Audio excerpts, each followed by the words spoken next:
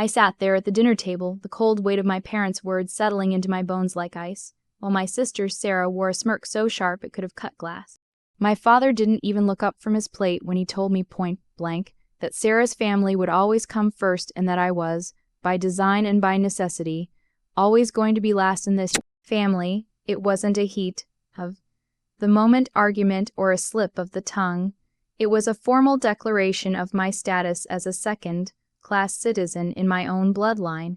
I looked at Sarah, then back at my mother, who just nodded in solemn agreement as if they were discussing the weather instead of discarding their other daughter's worth. I didn't scream, I didn't cry, and I didn't beg for a seat at the table they were clearly taking away from me.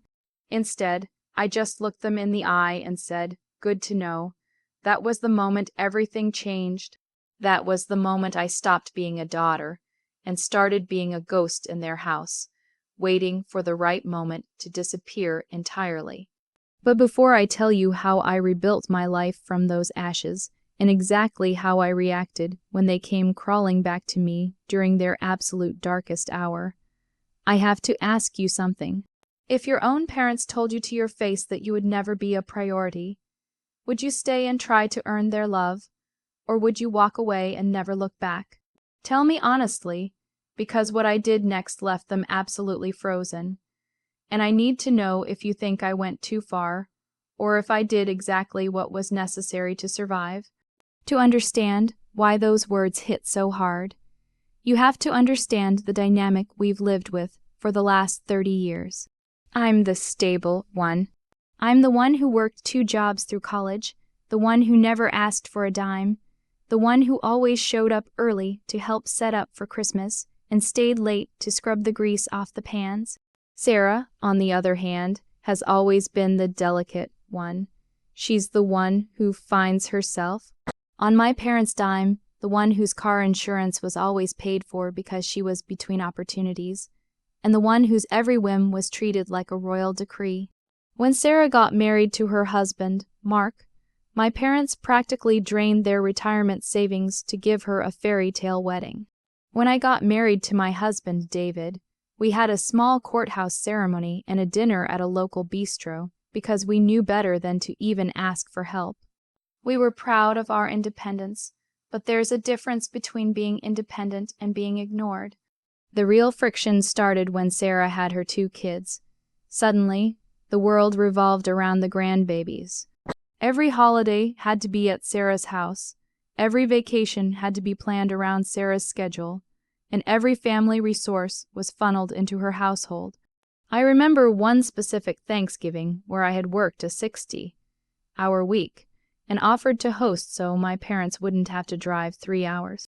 My mom called me and said, "Oh, honey, Sarah really wants the kids to wake up in their own home, so we're all going there.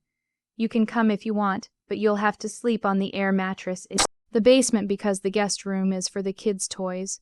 That was the vibe. I was an afterthought, a supporting character in the Sarah show.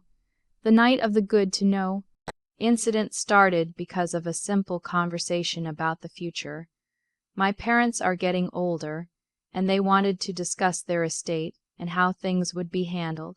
We were sitting in their dining room, the same room where I used to do my homework while they sat in the living room, playing games with Sarah.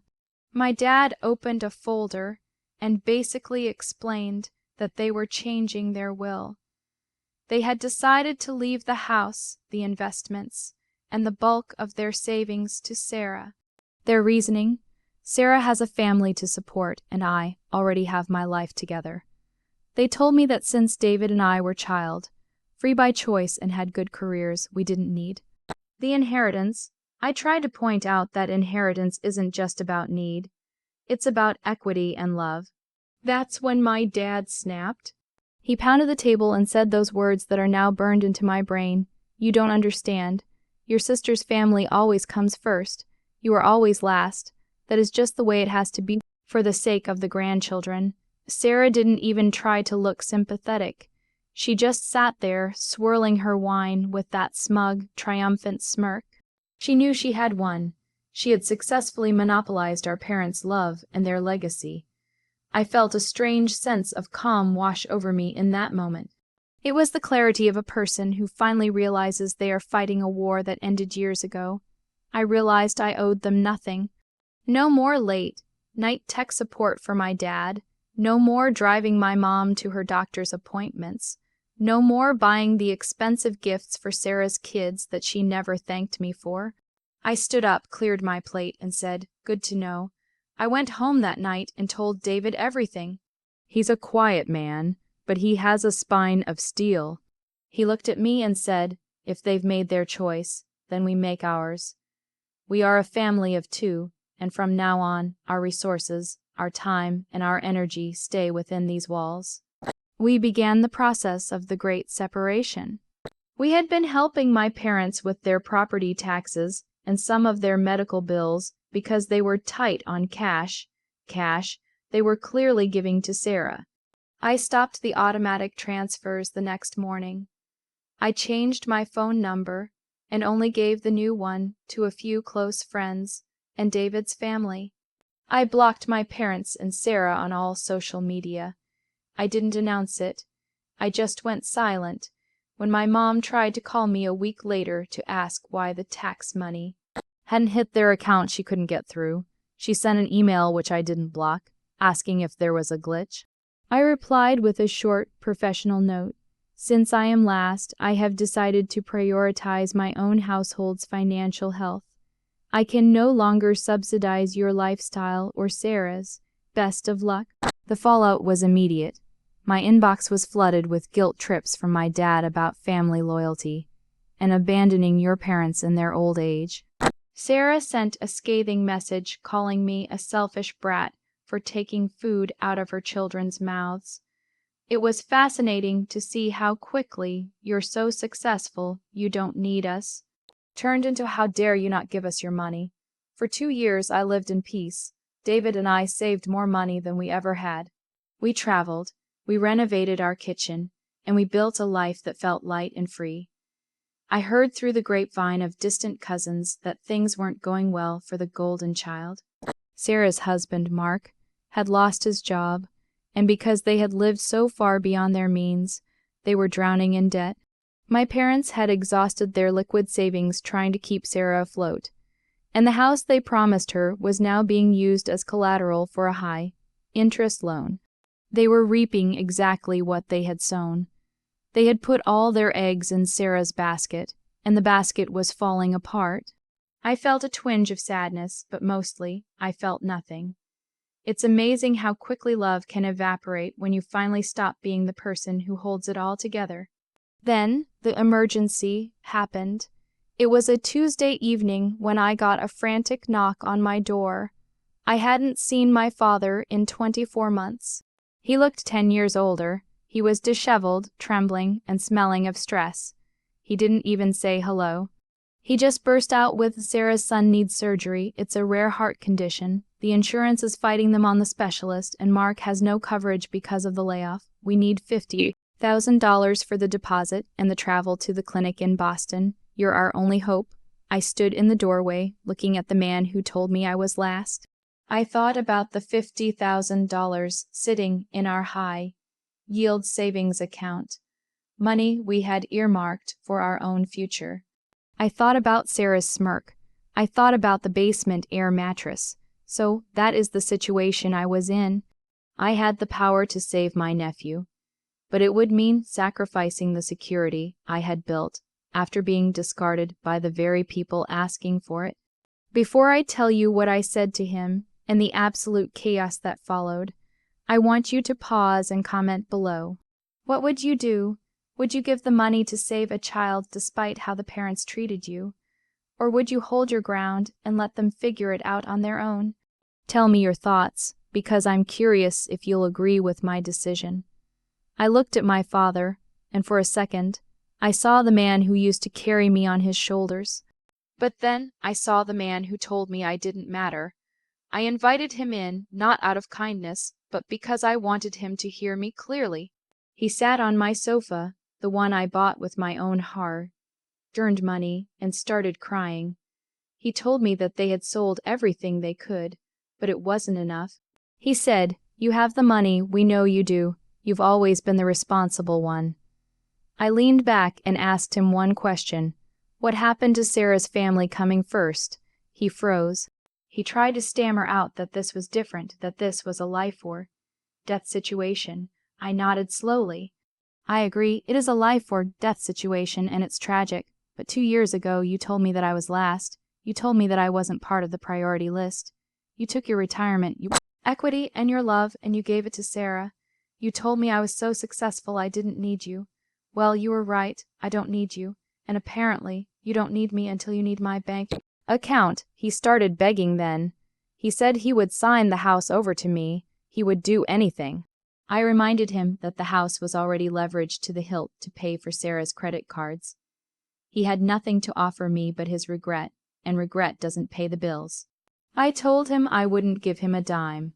I told him that Sarah and Mark had been living in a 4,000 square foot house and driving luxury SUV while I was last.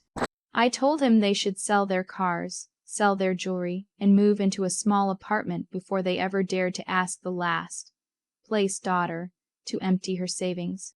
My father left my house that night, screaming that I was a monster, that I was letting a child suffer because of a grudge. But it wasn't a grudge, it was a boundary. The next day, the social media war began.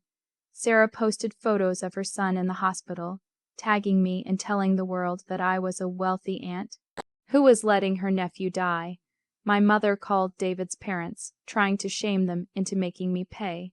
It was a calculated, vicious attempt to break me. But here's the thing about being last: you learn how to be alone. You learn how to be strong without anyone's approval. I didn't break. Instead, I did something they didn't expect. I called the hospital directly. I spoke to the billing department and the patient advocate. I found out that the $50,000 deposit was actually for a private suite and experimental treatments that weren't even recommended by the primary surgeon yet. The basic life saving surgery was actually covered by a state program for low-income families that Sarah was eligible for because Mark was unemployed. They weren't asking for money to save the boy. They were asking for money to maintain Sarah's lifestyle and comfort while the boy was treated for free by the state. I took the documentation of the state program and the hospital's confirmation, and I posted it as a comment on every single one of Sarah's shaming posts. I wrote, "I am happy to hear that my nephew is receiving the life-saving care he needs through the state assistance program. For those wondering, the $50,000 my family is hounding me for was intended for luxury hospital upgrades and travel expenses, not the surgery itself. As I was told, I am last in this family. I've decided to keep my savings for my own family's needs. I wish the little guy a speedy recovery." The silence that followed was deafening. The friends who had been attacking me suddenly went quiet. Sarah deleted her posts within an hour. My parents tried to call one last time to tell me I had humiliated them. I told them they did that to themselves the day they decided one child was worth more than the other. I haven't spoken to them since. That was a year ago. My nephew did have the surgery, and he's doing well, which I'm genuinely glad for. Sarah and Mark ended up losing their house and are now living in my parents' basement. The same basement where I was once told to sleep on an air mattress. My parents are working part-time jobs in their 70s to pay off the loans they took out for Sarah. They are all together, just like they wanted. Sarah's family came first, and they are now first in each other's misery.